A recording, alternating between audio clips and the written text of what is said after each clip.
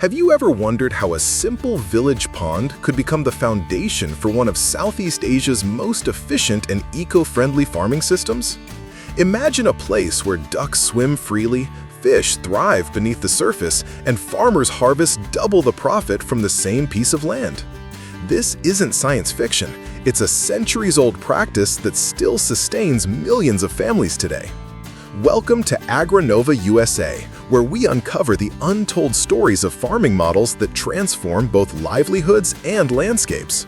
In today's journey, we'll explore the fascinating model of duck-fish integrate, why it works, how farmers set it up, and what lessons it carries for the future of sustainable agriculture. Ducks have been companions of humans for thousands of years. Unlike chickens, which are often confined to dry land, ducks naturally live between two worlds, water and soil. Southeast Asian farmers noticed early on that this behavior could be harnessed to make ponds more than just fish reservoirs. By allowing ducks to forage, swim, and fertilize the water, the pond. A farmer in Vietnam once explained it this way: "If I raise only ducks, I sell eggs and meat. If I raise only fish, I wait months for harvest. But when I combine both, every day the pond is alive, and every part of it is working for me." The design is surprisingly straightforward. A pond of 1,000 square meters might house 400 ducks alongside thousands of fish. Ducks excrete manure rich in nitrogen and phosphorus directly into the water. Instead of becoming waste, this manure fuels the growth of plankton, tiny organisms that fish love to eat. Meanwhile, the fish act like underwater janitors, consuming algae and leftover duck feed, keeping the water clear and balanced.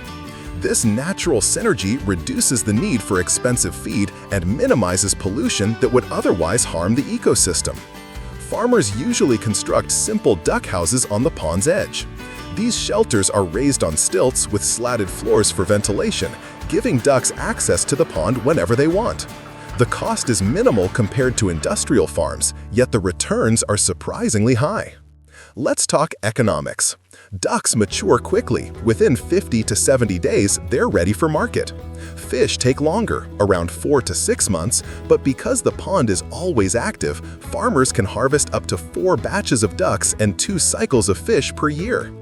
Research across Southeast Asia shows this model can raise profits by 20 to 30% compared to single farming systems.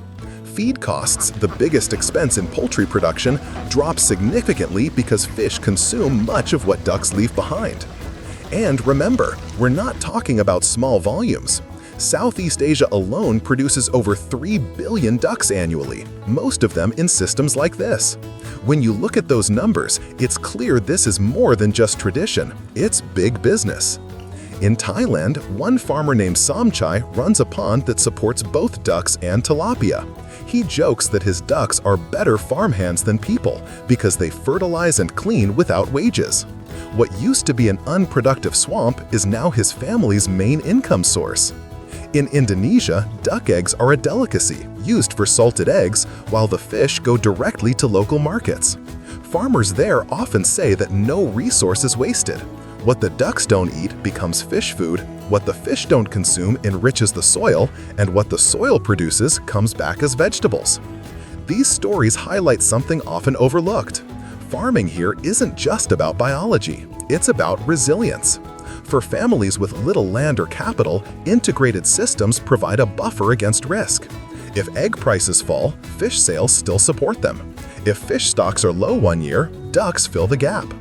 Beyond profits, the duck-fish model plays an environmental role. Instead of polluting waterways with untreated manure, waste is recycled directly in the ecosystem. Chemical fertilizer use is reduced, since pond water can be drained into nearby rice fields as organic fertilizer. In fact, many Southeast Asian farmers take integration even further. After rice harvests, they release thousands of ducks into paddy fields. The ducks eat pests, snails, and weeds, reducing the need for pesticides. At the same time, they leave behind natural fertilizer, preparing the soil for the next planting season. This system demonstrates a principle often repeated in sustainable farming.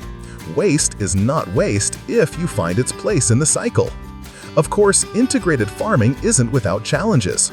Stock too many ducks and the pond becomes overloaded. Neglect water circulation and disease may spread. Farmers must balance density carefully, usually no more than 500 ducks per 1,000 square meters. Modern innovations are helping. Some farms install aeration systems to keep water oxygenated. Others rotate crops and fish species to prevent overuse. A few experimental farms even combine duck-fish systems with earthworm composting, where worms recycle cow manure into protein-rich duck feed. This creates a closed-loop cycle where nothing is wasted. Ducks are deeply woven into Southeast Asian food culture. From Vietnamese duck noodle soup to Thai duck curry to Indonesian nasi bebek, duck meat is celebrated across cuisines. Meanwhile, salted duck eggs are staples in markets from Manila to Singapore. Export markets are also growing. China, Hong Kong, and Singapore import significant volumes of duck meat and eggs, creating steady demand. Fish from integrated ponds, such as tilapia or carp, meet both local consumption and international needs. What makes this story powerful isn't just the biology, it's the philosophy. The duck-fish pond reminds us that farming doesn't always need to be high-tech or capital-intensive. Sometimes, the smartest systems are those that mimic nature, where every output becomes someone else's input. In a world facing rising feed costs, climate uncertainty, and environmental stress, models like this offer inspiration. They show how small-scale farmers can compete in global markets while caring for the land and water that sustain them. So, what can we learn from Southeast Asian duck farmers? That profit and sustainability don't have to be opposites. That tradition can carry lessons for the future. And that sometimes the most innovative solutions are also the most natural. Thank you for joining us on this journey. Don't forget to like, subscribe, and ring the bell to explore more stories of farming, food, and the hidden systems that feed the world. Only here on AgriNova USA.